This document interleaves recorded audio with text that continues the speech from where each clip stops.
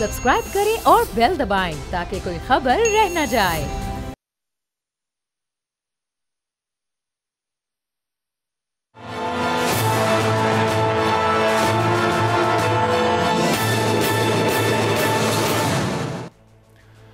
नवाब जहांगीर, आप देख रहे हैं प्रोग्राम तज्जिया।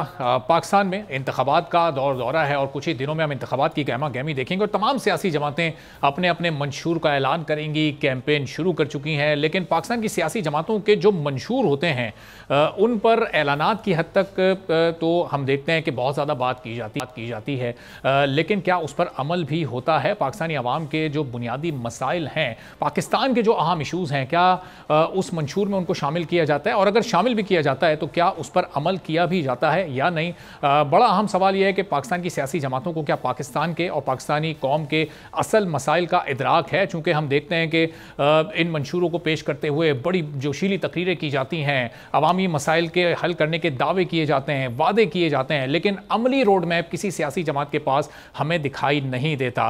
पाइट जो कि एक इदारा है, Pakistan institute of development economics, जो रिपोर्ट्स और रिसर्च सामने आई हैं वो बड़ी होशरुबा है। वो आंखें खोल देने के लिए काफ़ी है कि जो बड़ी सियासी जमातें हैं उनके जो मंशूर हैं उसमें किस हद तक पाकिस्तान के अवाम की उमंगों की तर्जुमानी की गई है, किस हद तक उनके मसाइल से मुतालिक डिस्कशन की गई है। पाकिस्तान के 18 ऐसे अहम शोबे हैं कि जिन पर अगर हम बात करें, जो कि तालीम है, सेहत है, गवर्नेंस है, करप्शन है और कई इस तरह के जो कि पाकिस्तान की मुआशी सूरत हाल को बेहतर बनाने के लिए बहुत हद तक कारआमद साबित हो सकते हैं, जिनका इस्तेहकाम ज़रूरी है ताकि पाकिस्तान मुस्तहकम हो सके। उस पर जो कारकर्दगी है इन सियासी जमातों की वो ऑलमोस्ट ना होने के बराबर है। वो आप किसी भी बड़ी सियासी जमात को ले लें, यानी जो मंशूर है सियासी जमातों का, यानी पाकिस्तान मुस्लिम लीग नवाज का है, पाकिस्तान तहरीक इंसाफ का, किसी ने उस पर सिर्फ 7% अमल किया है, किसी ने उस पर 1.5% अमल किया है, किसी ने उसमें अवामी मसाइल को जगह ही नहीं दी है, और जगह दी है तो वो अमली रोड मैप देने से कासिर हैं कि अगर मुल्क में महंगाई कम करनी है तो ये नारा तो लगा दिया जाता है कि हम आएंगे और महंगाई को कम करेंगे, कैसे करेंगे नहीं पता होता। पाकिस्तान में अगर रोजगार के मौके फराहम करने हैं तो कह दिया जाता है कि हम करोड़ों नौकरियां देंगे, 50 लाख घर बना देंगे, लेकिन बनाने कैसे हैं, करना कैसे, किसी के पास इसका कोई अमली रोड मैप मौजूद नहीं होता। कहा जाता है कि हम करप्शन खत्म करेंगे, उसका रोड मैप किसी के पास नहीं होता। डेडलाइंस दे दी जाती हैं कि इतने दिन में हम फला काम कर देंगे, इतने दिन में हम फला काम कर देंगे, और उसकी बुनियाद पर हुकूमत भी बना ली जाती है, लेकिन फिर आवाम को सिर्फ और सिर्फ मायूसी मिलती है। तो क्या आने वाले दिनों में भी इसी तरह पाकिस्तान मायूस होता रहेगा? क्या ये सियासी जमातें आगे भी इसी तरह खोखले वादों और दावों की बुनियाद पर हुकूमतें बनाती रहेंगी और इनको संजीदगी का मुजाहरा करना होगा? और किस तरह से आगे बढ़ना होगा, किस तरह से पाकिस्तान की आगे बेहतरी हो सकती है? गुफ्तगू करते हैं नदीम उल हक साहब, वाइस चांसलर हैं Pakistan institute of development economics के। सैयद मोहम्मद अली साहब भी हमारे साथ मौजूद हैं, माहिर हैं कौमी सलामती उमूर के। बहुत शुक्रिया आप दोनों मौजूद मेहमानों का। नदीम उल हक साहब, इस सियासी जमातों के मंशूर में हम देखते हैं कि उनके जो अवामी मसाइल हैं उसके हल के दावे भी होते हैं, वादे भी होते हैं। ये बताया जाता है कि हम महंगाई कम करेंगे, कैसे ये नहीं बताया जाता। ये कहा जाता है कि हम बेरोजगारी का खात्मा कर देंगे, मुल्क में दूध और शहद की नहरें बहेंगी, लेकिन उसका कोई रोड मैप नहीं दिया जाता। ये जो कैसे है, ये हर पाकिस्तानी का सवाल है। अब ये कैसे कहाँ छुपा हुआ है? क्या रोड मैप मौजूद नहीं है सियासी जमातों के पास? इंटेंशन नहीं होता, मंशूर कुछ और होता है और अमली तौर पर कुछ और अमल हो रहा होता है। क्या कहेंगे सर?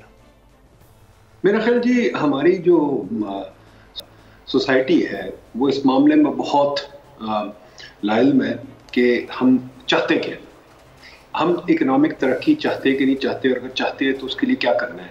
हमारे जो पॉलिटिशियंस हैं they are not to blame. वो तो सिर्फ ये करते हैं कि वो आपको झांसा देते हैं, उनको तो इक़्तिदार चाहिए, उनको ये नहीं चाहिए कि कोई वो काम करे, तो वो देख तो ख्वाहिशात का इजहार कर देते हैं और तो कुछ नहीं करते। बाकी दुनिया में अगर आप इलेक्शन देखें तो आइडियाज़ पे होती है। अगर आप देखें तो ट्रंप भी जो है वो फार राइट की बातें करता है, बाइडन बातें करता है कोई लेफ्ट की, बीच में बनी सैंडर्स आ जाता है और लेफ्ट चला जाता है। तो हजार ऐसे लेबर ले लें, कंजर्वेटिव ले लें। हमारी जो जितनी इलेक्शन हुई है सिवाय भुट्टो की 1970 में बगैर आइडियाज़ की हुई है, सिर्फ इक़्तिदार की प्रॉमिस पे हुई है। और ये एक झूठा वादे किए कि आपको बिजली मुफ्त दे देंगे, आपको तेल मुफ्त दे देंगे, ये तो फलानी चीज़ मुफ्त दे देंगे। दिस इज ये गलत बात है, नहीं करना चाहिए। ऐसी चीज़ें नहीं करनी चाहिए। पॉलिटिशियंस की प्रोमिसेस मस्ट बी रियल, उनको समझ आनी चाहिए कैसे वो करेंगे। वो हमारे यहाँ होता नहीं। हमने एनालाइज किया इनके मैनिफेस्टो 2018 के, वो बिल्कुल खाली है, उनमें कुछ भी नहीं है। हमने बड़ी कोशिश की उनको एनालाइज करने की, कुछ नहीं है।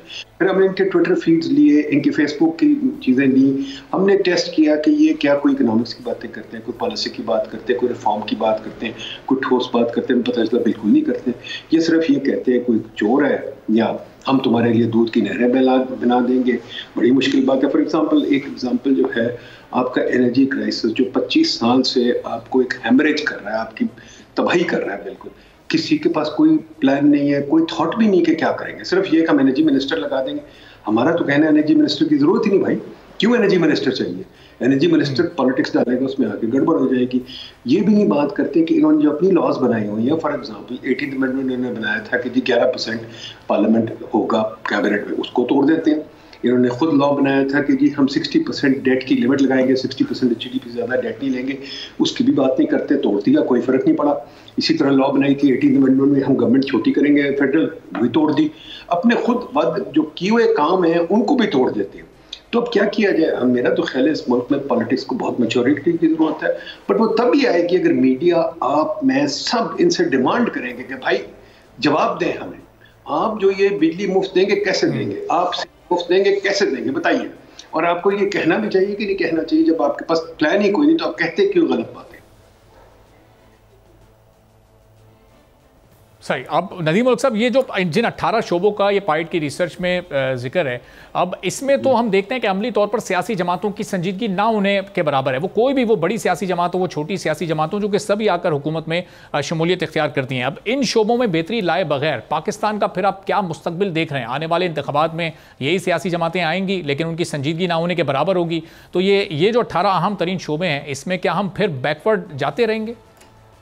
जी इंशाल्लाह बैकवर्ड जाते रहेंगे, क्योंकि हमारी संजीदगी कहीं भी नहीं है। मिनिस्टर उठाकर किसी को भी लगा दिया, जैसे हम कहते हैं सिविल सर्विस, सुबह को हेल्थ सेक्रेटरी होता है, रात को एनर्जी होता है, परसों वो जनाब बन जाता है एजुकेशन सेक्रेटरी। इसी तरह मिनिस्टर भी बदलते रहते हैं, कभी इधर जाते हैं कभी उधर जाते हैं। किसी के पास कोई एक्सपर्टीज नहीं है, कोई पार्लियामेंट बजट संजीदगी से नहीं देखता, कोई पार्लियामेंट काम संजीदगी से नहीं करता। तो आपकी बात बिल्कुल सही है, वो आगे कोई फ्यूचर में नजर नहीं आ रहा, कोई तरक्की मुझे तो कम से कम नहीं नजर आती। और बाकी फिर उन्होंने क्या किया, वो एक और जो चीज़ हमने इसमें नहीं लिखी, वो ये लिखी हुई कि हर कोई जनाब सब वो जो लेंडर्स हैं, वर्ल्ड बैंक हुआ, डिफरेंट हुआ, हमारे 1000 लेंडर्स हैं, उनके पीछे लग जाते कि भाई आप हमें पॉलिसी बना दें, हम वो इम्प्लीमेंट कर देंगे। वो पॉलिसी बनाते हैं, वो पैसे देने के लिए पॉलिसी बनाते हैं, फिर ये कहते हैं हमें सेलिंग करा दो। भाई कहीं संजीदगी तो है इस मुल्क में? मुझे तो संजीदगी बिल्कुल इस मुल्क में नजर नहीं आती। तो हम क्या करें? ठीक है, तो मोहम्मद अली साहब को भी जरा गुफ्तगू में शामिल करें। मोहम्मद अली साहब, ये जो हम सियासी जमातों के रहनुमाओं की तकरीरों में जोश व जज्बा देखते हैं, जो नुकात उसमें मौजूद होते हैं वो बड़ी आवाम की भलाई की बातें होती हैं, अवामी मसाइल हल करने की बात होती है। जब हुकूमत बन जाती है, बरसर इख्तिदार आ जाते हैं, तो मंशूर के वो नुकात फिर कहाँ खो जाते हैं? क्या इंटेंशन नहीं होती उन पर अमल करने की, या ये इनकॉम्पिटेंस का इशू है, कैपेबिलिटी नहीं होती, इसलिए कोई रोड मैप हमें कहीं नज़र नहीं आता? बहुत अहम सवाल किया आपने, और मैं पहले तो आपको मुबारकबाद दूंगा कि आपने एक बहुत संजीदा मौजू का इंतखाब किया, और नदीम साहब को भी मदऊ किया और मुझे भी किया। देखिए 5 वजूहात हैं। एज ए पॉलिटिकल साइंटिस्ट मैं ये बात करता हूँ। पहली बात ये है कि मैं समझता हूँ कि एक बड़े मशहूर बरतानवी एक पॉलिटिकल साइंटिस्ट हैं, बैरी बुजान। उन्होंने एक अपनी किताब में ना एक डेवलपिंग और डेवलप्ड कंट्री को डिफाइन किया है पॉलिटिकल साइंस की लॉजिक से, इकोनॉमिक्स से नहीं।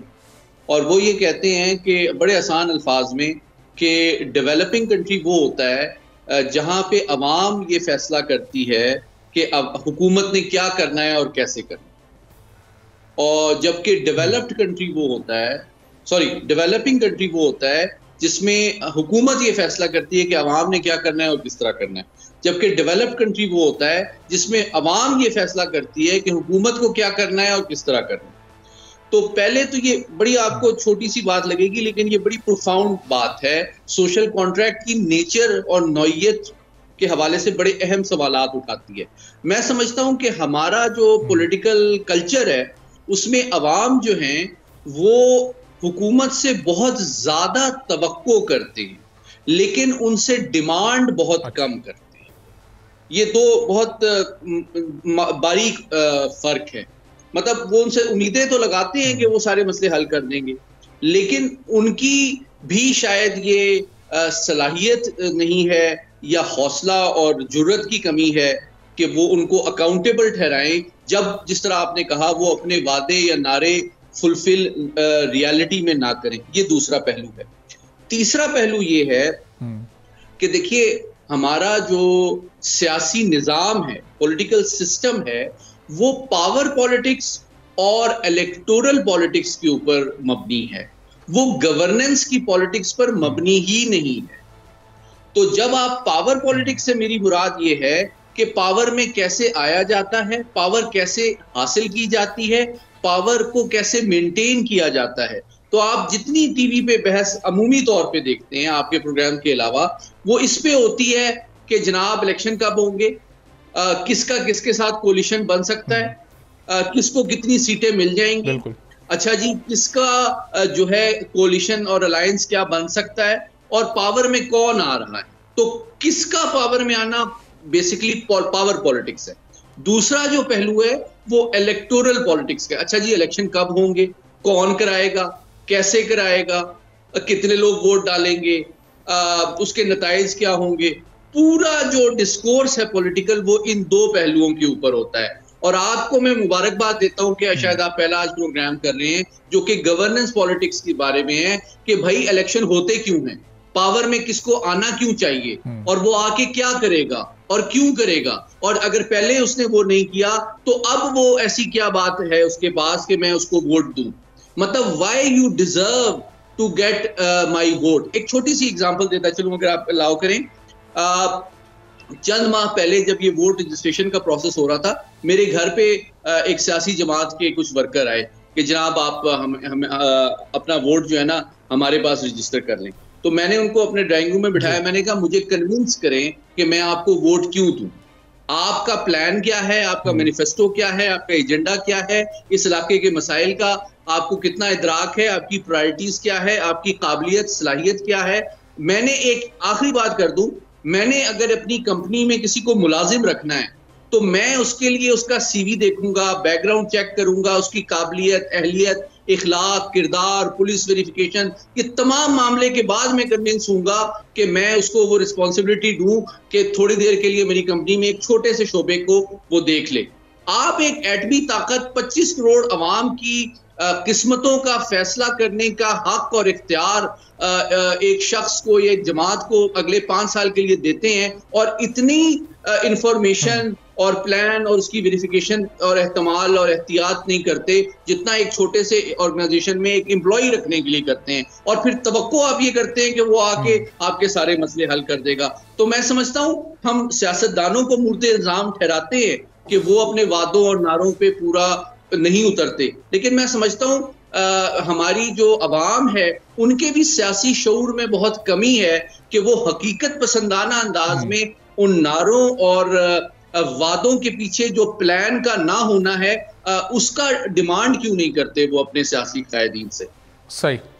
अब मोहम्मद अली साहब, ये आपकी सूरत में, नदीम उल हक साहब की सूरत में हमारी ये कोशिश है कि आप लोगों को बुलाकर ये आवाम में थोड़ी आगाही पैदा की जा सके, उनमें थोड़े सा शऊर बेदार किया जा सके। जैसे आपने भी कहा कि वो तवक्को ज़्यादा करते हैं, डिमांड कम करते हैं। तो अब ये डिमांड कम करने की वजह कहीं ये तो नहीं है चूँकि एक रूटीन ऐसा है उनका, एक आम आदमी का जो एक मैक्सिमम टारगेट होता है कि वो अपने बजट में अपनी ज़िंदगी सुकून से गुजार सके, लेकिन हमारे यहाँ जो महंगाई की सूरत हाल है, जो बेरोज़गारी की सूरत हाल और इसकी वजह भी हुकूमती पॉलिसीज़ होती हैं, उन पॉलिसीज़ का अदम इस्तेहकाम होता है। तो हुकूमत ने इतने माइनर इशूज़ में लोगों को उलझाया हुआ है कि वो इन इशूज़ के बारे में शायद सोचने समझने की सलाहियतें उनकी अब मांद पड़ चुकी हैं।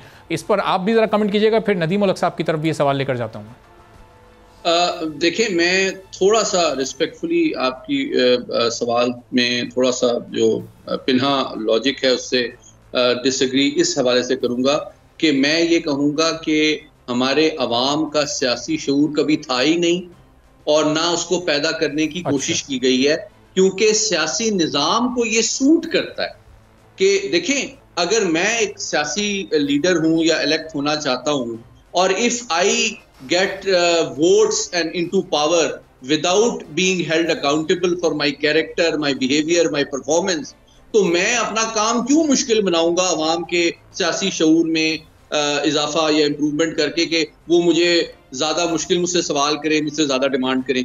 तो मैं इस नॉर्मेटिव और उसूली ख्वाहिश या तवक्को से हकीकत पसंदाना अंदाज में एग्री नहीं करता कि आप कायदीन और सियासी लीडर से ये एक्सपेक्ट करें कि वो तरबियत करेंगे अवाम की कि जनाब आप मुझसे मुश्किल सवाल करें ताकि मेरा काम मुश्किल हो जाए।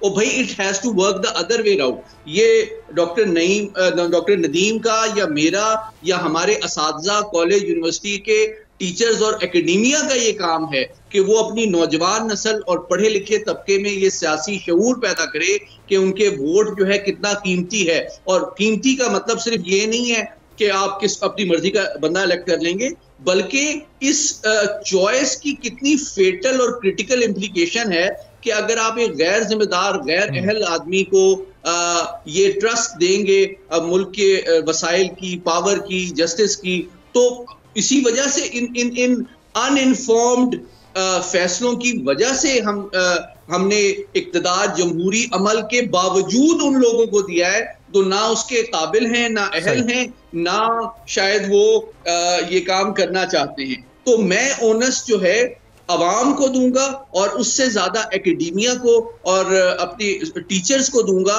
कि वो अपने अवाम को वो सियासी शऊर बेदार करें, उनको बताएं कि उनकी ये जिम्मेदारी है कि जिस तरह आपका लीडर कोई नहीं होता। मैं आपको संजीदा बात करूं, ये जो टर्म है ना लीडर की पॉलिटिकल साइंस में, असल बात ये है कि मेरा रिप्रेजेंटेटिव है, he is a public representative, he is supposed to represent my interests, my values, my concerns. If he is not representing me appropriately and my interests and my concerns and my values, I'll get rid of him and I'll find somebody else who's a better representative. As simple as that. और मैं उसको, वो मुझे accessible भी होना चाहिए और मुझे उसको accountable बनाने की ख्वाहिश और अहलियत और काबिलियत भी होनी चाहिए। ठीक है, तो अब नदीम उल हक साहब, ये थोड़े से ज़रा स्टैट्स में आपसे अगर शेयर करूं, ये जो पिछली हमारी 2 हुकूमतें रही हैं जिन सियासी जमातों की, और ये जो 18 जिन शोबों की हम बात कर रहे हैं, एक सियासी जमात की कारकर्दगी उसमें 18 में से 13 शोबों में बिल्कुल सिफर रही और एक की 12 शोबों में से बिल्कुल सिफर रही है, उन्होंने उसमें कोई काम ही नहीं किया। यानी जो अवामी इशूज़ हैं उन पर जब फोकस ही कोई सियासी जमात नहीं करेगी तो फिर मुल्की मसाइल तो अपनी जगह पर इसी तरह मौजूद रहेंगे। अब अवाम में जो ये सवाल करने की या जो एक शऊर की कमी है उसको किस तरह से ओवरकम किया जा सकता है? सैयद मोहम्मद अली साहब ने जो अभी अपनी राय दी कि सियासी शऊर इस कौम में, इस अवाम में है ही नहीं, एग्री करते हैं आप इस बात से? जी बिल्कुल, मैं बहुत एग्री करता हूँ उनसे, बिल्कुल ठीक बात उन्होंने कही। पर आई थिंक इसको जरा पीछे चले जाए, हमें आज़ादी एक तो मिली भी नहीं और दूसरी चीज़ें हम आज़ादी के काबिल भी नहीं थे। हमारा अभी तक वडेरा कल्चर चल रहा है, हमारा अभी तक फ्यूडल कल्चर चल रहा है। सवाल पूछने की हमें हिम्मत नहीं है, ना हमें पूछने की सलाहियत दी जाती है, ना हमें इंकरेज किया जाता है। हम सवाल पूछे तो हमें उठा के मारना शुरू कर देते हैं, हम अगर अपनी खुद मुख्तारी मांगे तो हमें मार पड़ती है। हमने वही गोरे के सिस्टम चला रहे हैं, वही सिविल सर्विस, वही यूनिवर्सिटीज़, वही सब कुछ चल रहा है, कोई हमने चीज़ चेंज नहीं की। और आपके पास पीरी मुरीदी वडेरे सब चल रहे हैं, वो उनको कोई आपने चेंज नहीं किया। इंडिया ने बहुत रिफॉर्म किया, उसके अंदर हमने कोई नहीं किया। इंडिया में एक बड़ी ग्रोइंग, बड़ी अच्छी इंटेलेक्चुअल क्लास है, उनके 4-5 नोबेल प्राइज भी है, हमारे पास तो कुछ भी नहीं है। बिल्कुल ठीक कहा मोहम्मद अली साहब ने, हमारी यूनिवर्सिटी 0/0 है, इस पे भी हमने काम किया है। आपने 300 यूनिवर्सिटी बनाई है पॉलिटिकली, आपने इसलिए नहीं बनाई, आपको ज़रूरत थी। आपने बच्चों को यूनिवर्सिटी में भर्ती कर दिया इसलिए कि वो बाहर ना निकलें। 35-35 साल के आपके स्टूडेंट्स हैं, उनको समझ नहीं आ रही बेचारे क्या करें। हमने इस पर भी बहुत लिखा है, अनएम्प्लॉयमेंट रेट बहुत हाई है। पर सबसे बड़ी चीज़ है मीडिया हमारा जाहिल है, मीडिया समझने चाहता है ना सोचना चाहता है। आप उन्हीं लोगों को जो कल्प्रिट्स हैं उन्हीं को रोज बुला के उनकी तारीफें करके उनकी लड़ाइयाँ करा देते हैं। आप लोग या तो बात करें ना कि ये रिसर्च निकली, इस पे बात करें, बताएं कि क्या आप क्यों नहीं इस पे करते। आप जो कह रहे हैं कि 12 शोबों में उन्होंने कुछ नहीं किया, देखिए 12 शोबों में ये नहीं कि उनकी सलाहियत नहीं थी, उन्होंने बात ही नहीं की, सोचा ही नहीं। फॉर एग्जाम्पल एनर्जी में हमने क्या किया, हमारा इतना बड़ा मसला था, इन्होंने बिजली के प्लांट्स फरसूदा और लगा दिए, एक वो था वहाँ जाके डेजर्ट में लगा दिया जो चलता ही नहीं सोलर का, एक कोयले का लगा दिया, कोयला साउथ अफ्रीका से आ रहा है बगैर सोचे समझे। आपका कर्जा क्यों बढ़ा हुआ है? आपका कर्जा बढ़ा हुआ है बिकॉज हमारे पॉलिटिशियन बहुत जल्दबाजी करते हैं प्रोजेक्ट लगाने के लिए। आपने पीएसटीपी को पॉलिटिकल बना दिया है, पीएसटीपी को पॉलिटिकल नहीं होना चाहिए, इनका कोई हक नहीं होना चाहिए पीएसटीपी चलाने के लिए। ये इलेक्शन लड़ते हैं जो मोहम्मद अली साहब ने कहा रिप्रेजेंटेटिव, ये मेरे रिप्रेजेंटेटिव तो बनना ही नहीं चाहते। ये तो इलेक्शन लड़ते हैं झूठ बोल के, ये कहते हैं मैं एमएनए बनना चाहता हूं, पर एमएनए बनने के बजाय ये मिनिस्टर बनना चाहते हैं और पीएसटीपी लेना चाहते हैं। भाई कहां लिखा हुआ है कॉन्स्टिट्यूशन में कि ये पीएसटीपी को खर्च करें जिस तरह मर्जी। और जब आप पीएसटी की बर्बादी करते हैं, सड़कें बना दी, मेट्रो बना दी, इनका रिटर्न ही कोई नहीं, तो आज हम कर्जदार हैं डिफॉल्ट की सिचुएशन में। क्यों? क्योंकि हमने कुछ किया नहीं। जब आप रिफॉर्म ही नहीं करना चाहते तो हम क्या करें?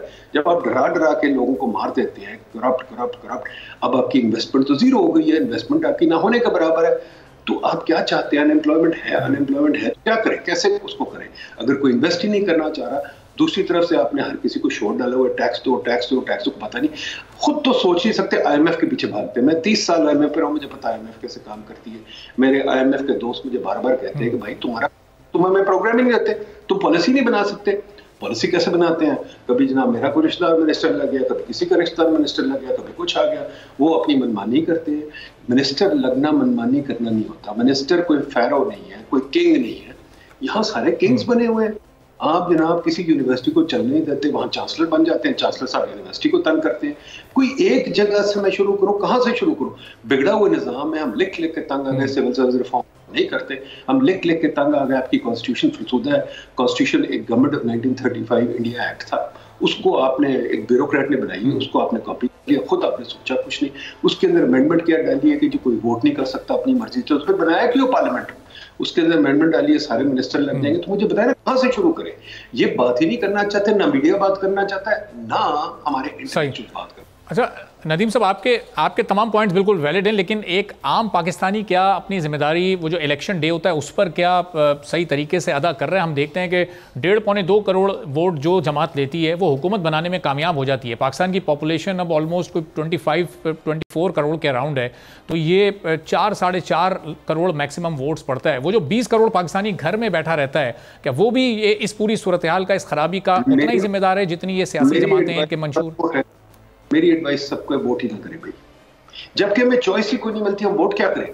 चॉइसेस तो वही है ना। अली चीमा ने लंग में काम किया, हमने काम किया है कि जी आपकी सिर्फ 200 फैमिली आती है पॉलिटिक्स में, मैं और आप तो खड़े ही नहीं हो सकते, कोई बाहर से खड़ा ही नहीं हो सकता। 200 फैमिलीज हैं पीरी मुरीदी वाले जो आते हैं अंदर, और फिर खर्चे इतने हैं, 15-20 करोड़ रुपए खर्च देते हैं इस पे। ना आपकी कोई फाइनेंशियल लिमिट्स हैं, ना आपकी कोई क्रेडेंशियल्स हैं, ना कुछ है। The election system is totally flawed. इस पे भी हम लिख लिख के तंग आ गए, इलेक्शन सिस्टम बहुत फ्लॉड है। आपकी पार्टी का मेकअप, पार्टी तो आपके पास है ही नहीं, आपके पास तो बरादरी है, पार्टी कौन सी है आपके पास? ठीक है ना जी। आप मुझे कोई सिस्टम बताएं जो आपका चल रहा है। एंड इस रिफॉर्म जो हम बात कर रहे हैं, जो हम बड़ी कोशिश कर रहे हैं आजकल, बड़ा इस पे शोर मचाते हैं कि रिफॉर्म बताएं, रिफॉर्म क्या? हमने कोई 500 रिफॉर्म आइडेंटिफाई किए हुए हैं, अब कौन पढ़ेगा? पार्लियामेंटेरियन जो आपके पॉलिटिशियंस हैं उनका ये आपके शो बैठ जाएंगे। हमने इतनी बड़ी कॉन्फ्रेंस कराते हैं, इतना कुछ कराते हैं, ये आके सुनते हैं, कहां से सीखते हैं? फिर ये जाके बैठ जाते हैं डोनर के नीचे, वर्ल्ड बैंक, डिफेंस, सब जो हमारे पास 1000 कंसल्टेंट आप जाते हैं तो मैं सारे गिना देता हूँ कि मोनेक्स, डीआई वगैरह, उनके कुछड़ में जाकर बैठ जाते हैं, वो इनको सही कराते हैं और उनसे काम करवाते हैं। तो क्या हो गया? सारी लॉज तो वो बनाते हैं, ये कहाँ बनाते हैं? तभी तो मैं कह रहा हूँ आजादी कहाँ मिली? गोरे के कंसल्टेंट सारे यहाँ बैठे हैं, वो चला रहे हैं हुकूमत। ये लोग तो राज कर रहे हैं। राज करना, हुकूमत चलाना और बात है। I think we really have to take a deep look कि हमारे प्रॉब्लम्स क्या है। सही। तो मोहम्मद अली साहब, ये अगर थोड़ा सा हम इसके सोल्यूशन की तरफ आएँ, थोड़ा सा तजावीज़ की तरफ आएँ, तो ये क्या फिर इस सिस्टम में वोट ना करना ये कोई हल है? आप वोट करें या नहीं करें, उनको तो आ ही जाना है, ऑल्टरनेट ऑप्शंस तो आपके पास कोई है नहीं, तो फिर ये बेहतरी की तरफ कैसे कोई कदम उठाया जाए? क्या स्टेप्स हो सकते हैं?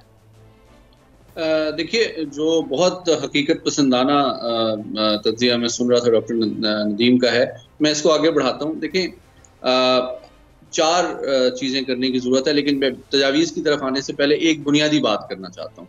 देखें, एक शख्स जाहिल है तो उसका हल क्या है कि जी वो तालीम हासिल करे। तो तालीम एक दिन में तो नहीं आ जाएगी, शऊर एक दिन में तो नहीं आ जाएगा। अगर आपने 75 साल में 3 नस्लें ऐसी बनाई हैं मैं बल्कि एक और बात करना चाहता हूँ। एक और फोरम पे डॉक्टर नदीम के साथ ही मुझे शरीक होने का कुछ अर्से पहले सिविल सर्विस रिफॉर्म पे इत्तेफाक हुआ था, तो ये बात मैंने वहाँ पे भी की थी। मैं थोड़ा सा आपके तजावीज़ को कंटेक्चुअलाइज करने के लिए कर देता हूँ, दोबारा रिपीट। पहली बात ये है कि देखें जी, मैं बिल्कुल एग्री करता हूँ डॉक्टर नदीम ने जिस तरह कहा। मैं समझता हूँ पाकिस्तान का जोग्राफिया आज़ाद हुआ था 1947 में, आपका जहन और सोच आज़ाद हुई। जो ब्राउन साहब को 90 साल अंग्रेज ने यहाँ पे डेवलप किया एलीट इंस्टीट्यूशंस में तरबियत देके, उसका मकसद ये था कि वो उन रवायात, उन वैल्यूज, उस कल्चर को इम्बाइब करे जो कि गोरा कल्चर है, और वो एक ब्राउन साहब की एक आर्टिफिशियल क्लास क्रिएट करे जो कि नजरियात सोच में, गौर से सुने, नजरियात और सोच में और किरदार और इखलाक में तो गोरे की तरह हो और उसको एडमायर करता हो, लेकिन नीचे जो आम शहरी है उसको लुक डाउन अपॉन भी करता है कल्चरली और आइडियोलॉजिकली, और उसको गोरे के लिए एक्सप्लॉयट और कंट्रोल करता है। ये सोच और मिजाज और कल्चर जो है सिविल सर्विस की कोर वैल्यू है, जो कि बदकिस्मती से इसी को भांप के कायदे आजम ने जब वो स्टाफ कॉलेज क्वेटा में बड़ा मशहूर एड्रेस किया था, तो वो इसी कॉन्टेक्स्ट में किया था कि you are not the masters of the people, you have to learn to be a servant of the people from now। तो ये सोच अनफॉर्चुनेटली 75 साल से चेंज नहीं हुई है। तो आपने अब क्विकली मैं 4 तजावीज़ देता हूँ कि, लेकिन वो एक ओवरनाइट कुछ भी नहीं होने वाला नहीं है, क्योंकि आपने निजाम ठीक करना है, आपने सियासी शऊर पैदा करना है। ठीक है, अच्छा मोहम्मद अली साहब, ये तजावीज़ हैं, ये आप ज़रूर दीजिएगा। एक छोटा सा हम यहाँ पर ब्रेक ले रहे हैं, ब्रेक के बाद वापस आके आपकी इन्हीं 4 तजावीज़ से हम ये सिलसिला शुरू करेंगे। नदीम उल हक साहब, बहुत बहुत शुक्रिया आपका सर, आपने प्रोग्राम के लिए वक्त दिया। आने वाले दिनों में इंशाल्लाह आपको मजीद भी ज़हमत देते रहेंगे। मोहम्मद अली साहब हमारे साथ मौजूद हैं। एक ब्रेक लेते हैं छोटा सा, ब्रेक के बाद वापस आएंगे, मजीद कुछ अहम मौज़ूआत पर बात करेंगे।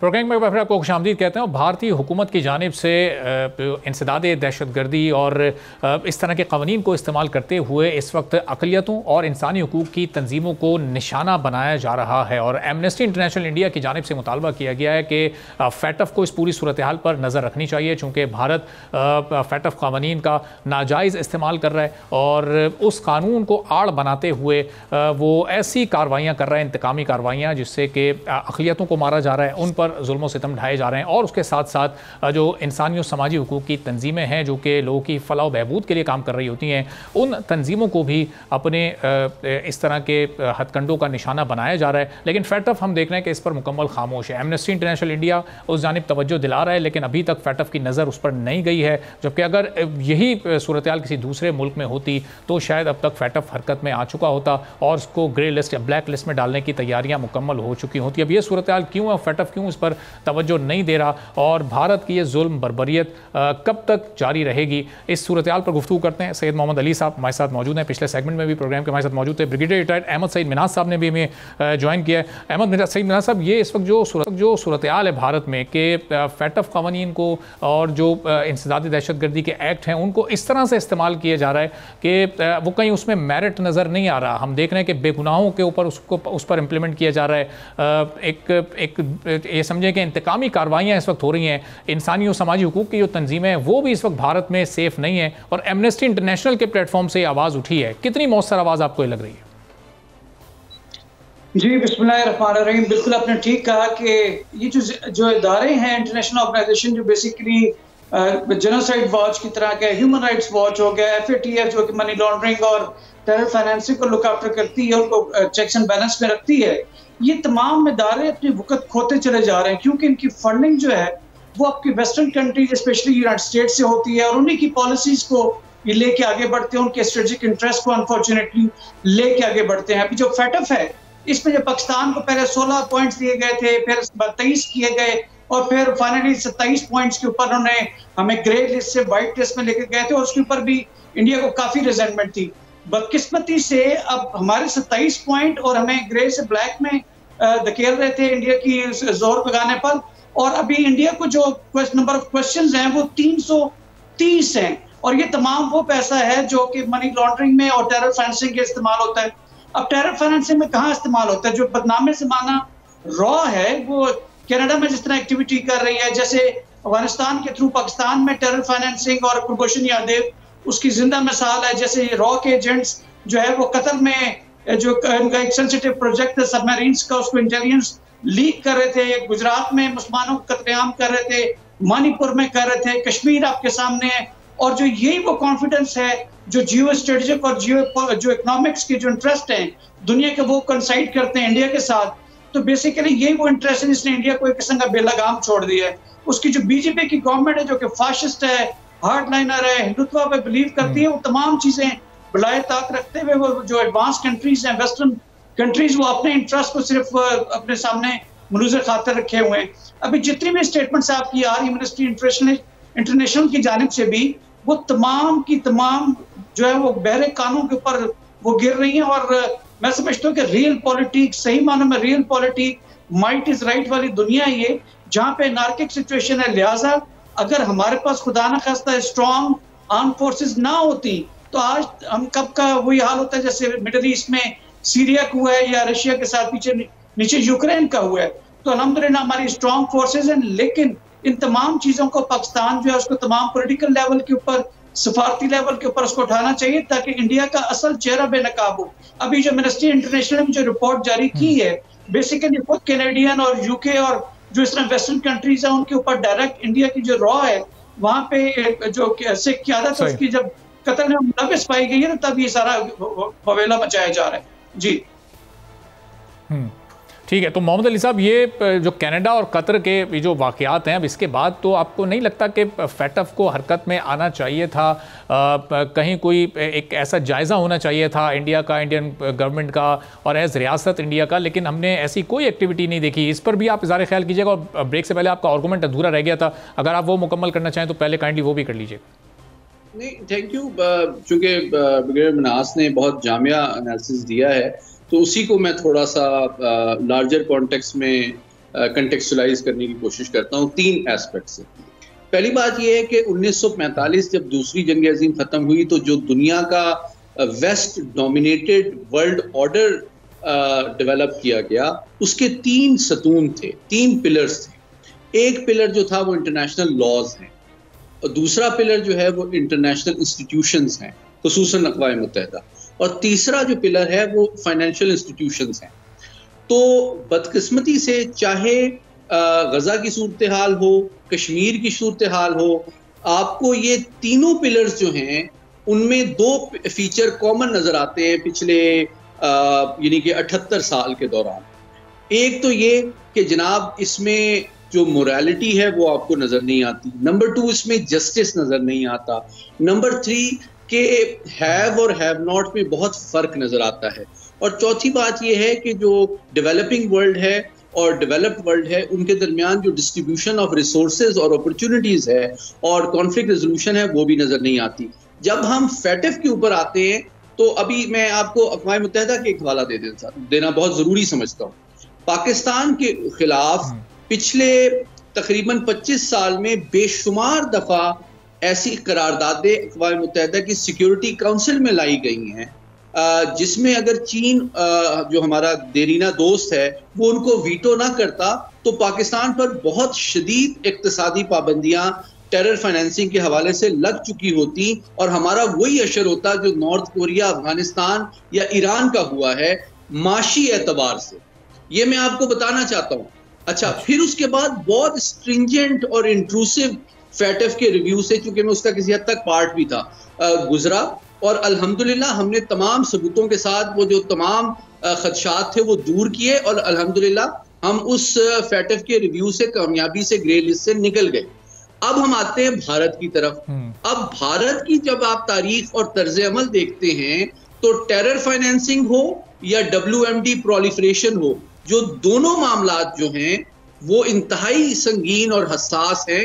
उसके बारहा एग्जाम्पल्स और सबूत दुनिया के सामने मौजूद हैं, जिनमें से कई की मिसाल अभी ब्रिगेडियर मिन्हास ने आपके सामने रखी। खुद देखें, एक छोटी सी मिसाल दे देता हूँ।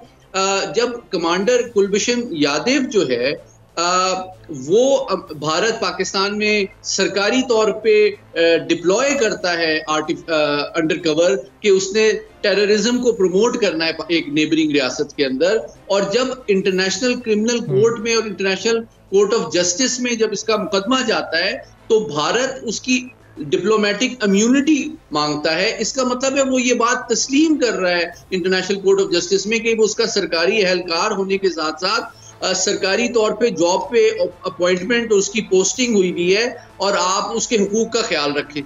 तो कहने का मतलब है ये वो मामलात हैं कि अगर मैं समझता हूँ ये एफएटीएफ के लिए भी बहुत बड़ा सवाल होगा उसकी क्रेडिबिलिटी के लिए कि क्या वो इन तमाम मामलात को, कभी वहाँ यूरेनियम चोरी हो जाता है, कभी जो है वो किसी कबाड़िए के पास से उनका जो है यूरेनियम मिल रहा होता है, कभी उनके यहाँ मिसाइल चल जाते हैं, कभी और वो दूसरे मुल्कों में दहशतगर्दी फैला रहे होते हैं। ये बात सिर्फ पाकिस्तान स्पेसिफिक नहीं, आप जानते हैं कि तामिल टाइगर को 25-30 साल वो फाइनेंस और सपोर्ट करते रहे हैं। तो अगर इन मामलात को फैक्ट हकीकत पसंदाना अंदाज में नहीं देखता तो मैं समझता हूँ इस प्रोसेस के बारे में भी बहुत ज्यादा सवालात उठेंगे।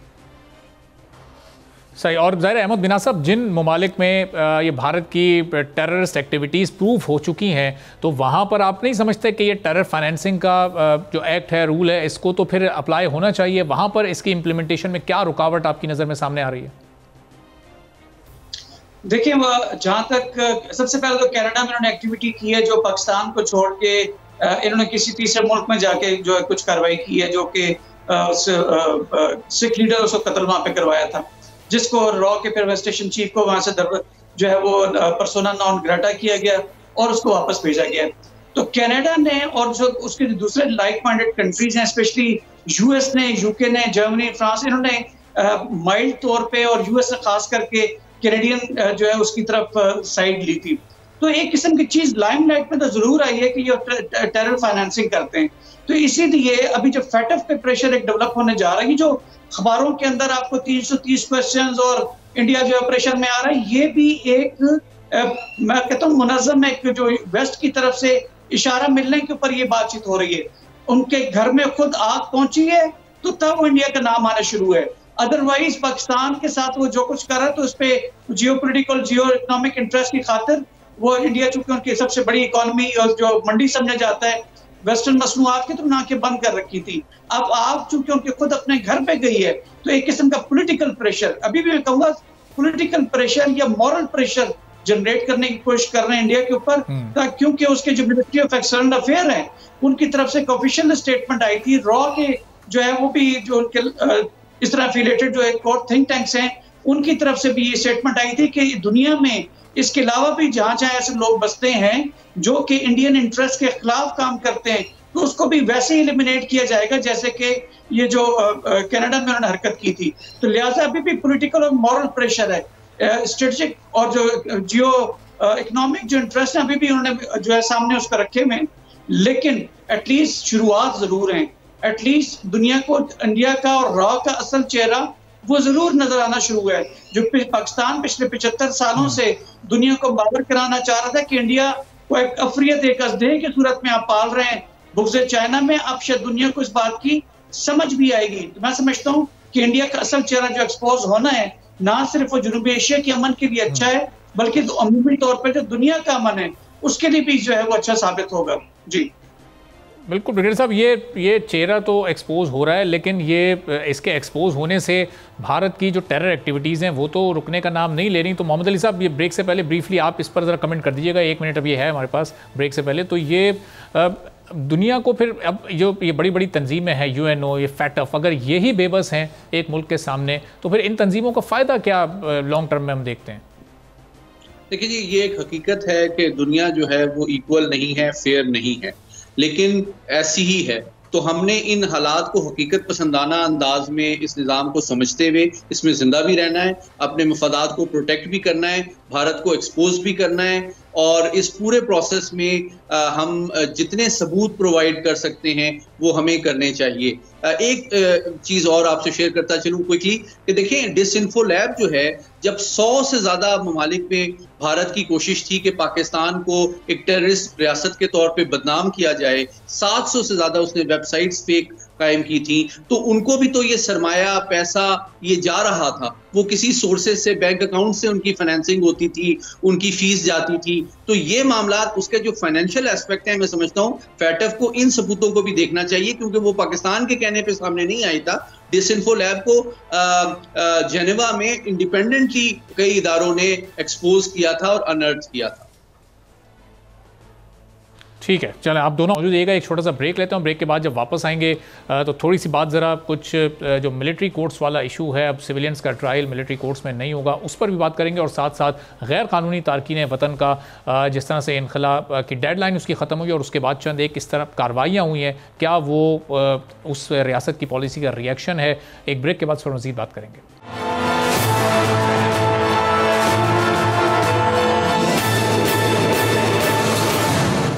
प्रोग्राम में फिर आपको खुशामदीद कहेंगे। और सुप्रीम कोर्ट की जानिब से सिविलियंस के ट्रायल को फ़ौजी अदालतों में कलअदम करार दिया जा चुका है।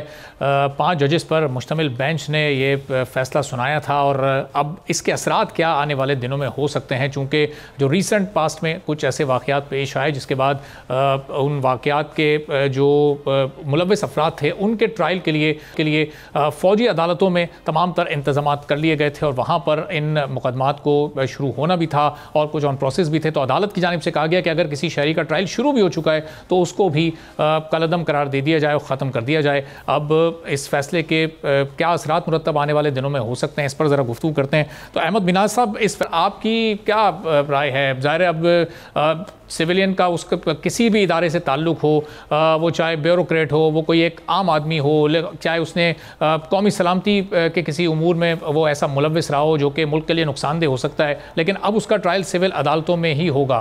तो कैसा देख रहे हैं आप इस फैसले को? जी बिल्कुल ठीक है। देखिए, सिविल अदालतों का मुतबादल हो ही नहीं सकता। सिविल अदालतों का सिस्टम अगर अपना काम सही तरीके से करे तो किसी को क्या इतराज हो सकता है। अब मिलिट्री कोर्ट के बारे में भी एक मिसपरसेप्शन फैलाई जा रही है कि शायद ये कोई पर्सनल वेंडेटा है, कोई किसी को हर और इसको ला के सिविलियंस को इसमें ट्रायल किया जाएगा। तो आर्मी के पास या इसकी जैक ब्रांच के पास इतना फालतू टाइम तो है नहीं। इसमें सिर्फ वो सिविलियंस ट्रायल के लिए लाए जाते हैं जो माजी में भी होता रहा, इसको लीगल कवर कॉन्स्टिट्यूशन का भी है। सिर्फ वो सिविलियंस के जो के ऐसी एक्टिविटीज में इन्वॉल्व रहे हैं कि जो आर्मी में या तो म्यूटनी कराने की कोशिश कर रहे हो, या डायरेक्ट आर्मी के साथ या आर्म फोर्सेस के साथ लड़ाई में शामिल हो और उसने कुछ कैजुअलिटीज की हो, या फिर ऐसी कोई एस्पिनोज की एक्टिविटी हो जिसमें आर्म फोर्सेस की जो है जो प्लान्स हैं या उसमें उसके ऊपर कोई हरफ आता हो। तो लिहाजा प्योरली आर्मी रिलेटेड अफेयर्स के अंदर उन सिविलियंस का ट्रायल जो कि इसमें इन्वॉल्व है, सबसे पहले तो ये क्लियर कर, ये आर्मी कोर्ट्स की जरूरत क्यों पड़ी? सबसे पहले तो ये है कि जब आप आर्मी के जब दहशतगर्दों के साथ लड़ते हैं, हम लड़ाई करते थे, तो आर्मी का ये स्ट्रेटेजिक कल्चर नहीं है पाकिस्तान आर्म फोर्सेस का कि जब कोई दहशतगर्द भी इवन वेपन ले कर देता है, हथियार डाल देता है, तो उसको कत्ल नहीं किया जाता, उसको गिरफ्तार किया जाता है। हालांकि वो लड़ रहा है, उसने कैजुअलिटीज भी कर रखी हैं, तो उसका हल क्या है कि हम उसको लाएंगे कोर्ट में, जेल में, अपनी उसमें सेल में बंद करेंगे और फिर सिविल कोर्ट के सामने लेके जाएंगे। बदकिस्मती से माजी में चूंकि दहशतगर्दी का नासूर इतना ताकतवर था कि जो आपके जो सिविल जजेस हैं वो फैसला देते हुए घबराते थे और बेंच से अलग होते थे। कुछ मसाले माजी में मौजूद हैं। वन सेकेंडली, जब आर्मी के लोग, जैक ब्रांच के लोग लेके जाते थे ऐसे कल्प्रेट्स को, तो सिविल कोर्ट्स में ऑफ कोर्स वो हमेशा से जो आपके जो जराइम में होते हैं उनकी साइड पे होते हैं, क्योंकि because friend of the accused होना जरूरी है। तो पुलिस कोई मुकदमा लेकर आती है या फौज लेके जाती है तो उसका शक का फायदा उस मुलजिम को जाता है। तो लिहाजा कई तरह ऐसे शदीद और ताकतवर और बदनाम जमाना किस्म के टेररिस्ट थे जो कि अदालतों ने उसको प्रोसिक्यूट टाइमली नहीं किया, उस वजह से या तो वो छूट गए या वो फरार हो गए, और जिस तरह से भी उनके या उनको छुड़ा लिया गया। इन तमाम हालात को देखते हुए स्पीडी जस्टिस के लिए स्पीडी जस्टिस के लिए मिलिट्री कोर्ट्स का इनेकाद किया गया। बहरहाल एनीवे सुप्रीम कोर्ट का एक फैसला है, बिल्कुल ठीक है, होना चाहिए, क्योंकि सिविल कोर्ट्स का मुतबादल हो नहीं सकता। सिर्फ दरख्वास्त ये है कि ऐसे टेररिस्ट या ऐसे अनासर या ऐसे सिविलियंस जो कि डायरेक्ट आर्मी के खिलाफ म्यूटनी या उसके प्लान्स में इंटरफेयर या उसे कोई सीक्रेट कोई चीज उन्होंने अगर डाइवर्ज की है तो इस किस्म के अनासर को अगर वो जल्दी से उसको ट्रायल करके और जस्टिस प्रिवेल करता है तो इसमें फौज का तो कोई इसको तो एडवांटेज है, बिकॉज ये चीजें होंगी तो मुल्क में अमन मान रहेगा, जिसकी कि आर्म फोर्सेस या दीगर जो लॉ एनफोर्समेंट एजेंसीज हैं वो उसकी जिम्मेदार है। तो मैं तो उसके हक में हूँ कि सिविल कोर्ट ही करें, लेकिन प्लीज जल्दी करें, स्पीडी करें और जस्ट फैसले करें। तो जी मोहम्मद अली साहब, ये ज़ाहिर है कि लोग ये चाहते हैं कि उन्हें जल्द से जल्द इंसाफ मिले, और ये जो ख़ास तौर पर कौमी सलामती के इशूज़ होते हैं इसके तो जो फैसले हैं वो बहुत जल्द और मेरिट पर होने चाहिए, स्पीडी ट्रायल होना चाहिए, प्रोसिक्यूशन मजबूत हो, उसमें इन्वेस्टिगेशन बड़ी थाटफुल और जानदार हो। तो ये फिर जो इस वक्त कानूनी सुकम कुछ ना कुछ तो बहरहाल हमारे इस अदालती निज़ाम में, हमारे कानूनी निज़ाम में मौजूद हैं। तो इस सारी सूरत-ए-हाल को सामने रखते हुए जो मौजूदा हालात ये पिछले 4-5 महीनों में पैदा हुए, इन सारी चीज़ों को सामने रखते हुए इस फैसले को फिर आप कैसे देख रहे हैं और इसके असरात अब क्या हो सकते हैं मुस्तकबिल में? देखिए, इसके 4 पहलू में इजाफा करूंगा जो ब्रिगेडियर मिन्हाज ने भी बात की। पहला एक आईनी पहलू है, दूसरा इसका सियासी पहलू है, तीसरा इसके जुर्म की नौयत से इसका ताल्लुक है। पहली बात तो मैं आपके तवस्सुत से ये वाज़ेह करना चाहता हूँ कि आईन पाकिस्तान में जो फंडामेंटल राइट्स हैं, ये फंडामेंटल फ्रीडम्स, ये बुनियादी इंसानी हुकूक हैं, जो ह्यूमन राइट्स ऑर्गेनाइजेशन या मीडिया या इंटरनेशनल मीडिया जो उसकी तौजीह करता है वो एक जामिया तौजीह नहीं होती है। ये हुकूक जो हैं ये अनकंडीशनल नहीं है। अगर आप आईन के पहले 6 आर्टिकल्स भी पढ़ें तो ये तमाम हुकूक जो हैं ये कॉन्सिक्वेंस हैं, कंटिंजेंट हैं, डिपेंडेंट हैं लॉयल्टी ऑफ द स्टेट की ओवर आर्चिंग अनकंडीशनल कांस्टेंट जो रिक्वायरमेंट है तमाम सिटीजन्स ऑफ पाकिस्तान पे, यानी कि loyalty of the state is the first obligation of every citizen, permanent unconditional obligation of every citizen of Pakistan, चाहे वो सिविलियन है या मिलिट्री है। अच्छा, जब आप लॉयल्टी ऑफ द स्टेट को मानते हैं, फुलफिल करते हैं उस ऑब्लिगेशन को, तो उसके रिटर्न में इस सोशल कॉन्ट्रैक्ट में आपको कुछ वो रियासत हुकूक देती है जो कि फिर पूरे आइन में मौजूद है। तो ये दोनों साइड को एक कंप्रीहेंसिवली आइन को समझना जरूरी है, पहली बात। दूसरी बात ये है सियासी पहलू भी है। ब्रिगेडियर साहब ने बहुत तफसील से बताया कि फौज की जो नौयत है मामलात की वो मुख्तलिफ है। तो जो सियासी पहलू है वो मैं इसलिए इसमें इजाफा करना चाहता हूँ कि कुछ सियासी अफराद, कायदीन या जमातों को यह एहतमाल है कि उनका जो तर्ज अमल रहा है या उनका जो बिहेवियर रहा है, जिस तरह 9 मई के वाकयात थे, अच्छा तो उनको ये एहतमाल है कि चूंकि वो नेशनल सिक्योरिटी के इदारों के ऊपर हमलावर हुए हैं या उसके लिए ऑर्गेनाइज किया, उन्होंने लोगों को इंसाइट किया या लोगों को फैसिलिटेट किया, तो कहीं इस कानून की पकड़ में वो ना आ जाएं, इस वजह से शायद वो अपने सेल्फ इंटरेस्ट में इस मामले की मुखालफत कर रहे हैं। तीसरा पहलू जो है वो जुर्म की नौयत का है। असल बात यह है कि जो मिलिट्री कोर्ट है वो उन जुराइम के हवाले से एक स्पेशलाइज्ड फोरम प्रोवाइड करता है जो कि अमूमी तौर पे जो क्रिमिनल या दीगर जो पब्लिक मामलात होते हैं उससे मुख्तलिफ नौयत के होते हैं, और मिलिट्री के जो कोर्ट के जजेस हैं या जो उसका जो प्रोसीजर और कंडक्ट है वो स्पेशलाइज्ड है उन जुराइम से इनको इन्वेस्टिगेट और उसके खिलाफ सजाओं के तयन का जो कि फौज के मामलात से स्पेसिफिकली डील करते हैं। अच्छा, चौथा पहलू जो मैं एक क्विकली आपसे शेयर करना चाहूँ वो ये है कि जनाब ह्यूमन राइट्स की बात होती है। एक छोटी सी एग्जांपल दे देता हूँ, 2006 या 7 की बात है जब ये लाल मस्जिद का मशहूर वाकया हुआ था इस्लामाबाद में। उसमें जो दहशतगर्द पकड़े गए थे उसमें से 20-22 लोग जो थे मतलब उनके खिलाफ कोई जमानत देने के लिए तैयार नहीं। बात यह है कि जब दहशतगर्द है वो एक नॉर्मल क्रिमिनल नहीं है कि जनाब आप उसको पुलिस से पकड़ के लेके आ जाएंगे, वो उसके पीछे एक जमात है और उसमें जिस तरह ब्रिगेडियर साहब ने भी कहा कई दफा जो जजेस होते थे जो टेररिस्ट को इन्वेस्टिगेट कर रहे होते थे या उनका केस सुन रहे होते थे वो नकाब पहन के जाते थे ताकि उनकी आइडेंटिटी रिवील ना हो, क्योंकि हो सकता है उनकी फैमिली को भी थ्रेट किया जाए। तो ये वो हसास और हकीकत पसंदाना और जामे अंदाज में इस पूरे प्रोसेस को देखने की जरूरत है ताकि इंसाफ जो है वो जामिया, फौरी और सस्ते अंदाज में वहां पहुंचाया जा सके। और आखिरी पहलू ये है कि जनाब ह्यूमन राइट्स के जो मामलात हैं वो सिर्फ बेनिफिट ऑफ डाउट सिर्फ टेररिस्ट को क्यों मिलना चाहिए? वो जो 60,000 लोगों के की जानें गई हैं, जो शहीद हुए हैं, उनके जो लवाहिकीन हैं, क्या उनके हुकूक पामाल नहीं हो रहे कि उनके लव्ड वंस को जो शहीद किया गया है, उनके मुजरिमों को टाइमली और क्लियरली और ट्रांसपेरेंटली और अफोर्डेबली करार वाकई सजा दी जाए? तो उनके ह्यूमन राइट्स को क्यों नहीं इंश्योर किया जाता?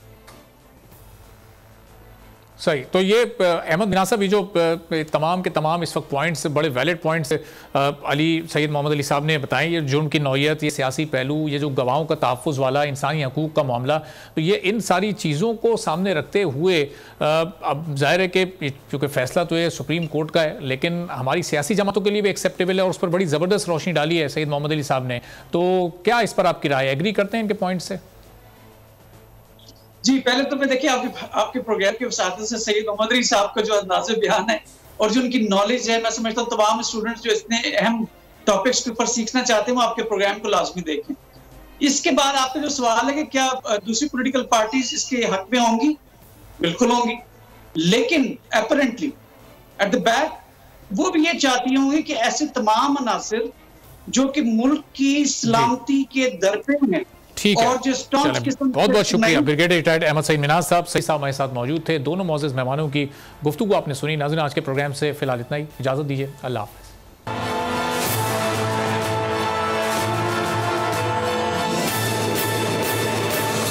रोशनी की रफ्तार से भी तेज हर खबर, कराची। सब्सक्राइब करें और बेल दबाएं ताकि कोई खबर रह न जाए।